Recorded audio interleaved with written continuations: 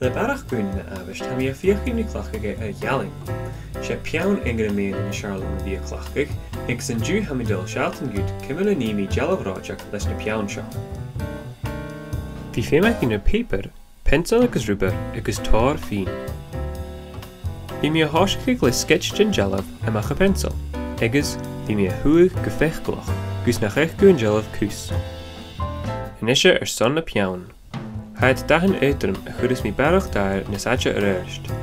Ní mi chiintseach go bí a domescaigh ag na hárin.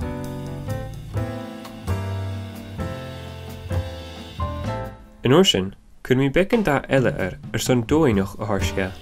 Hij kutramach a dhéanamh chiintseach go bhfuil na dahan a dhéan cála son pís mar seo. Nar bhí sin de seo, háisc mi a chun scáil ag na hárin. Hij kutramach go bí seo a siol a gas agus na chaile roch ruai. Agus, me dheirich, bí mi a chur bekken gealrís. Agus sinna go dé, ráideach réasanta.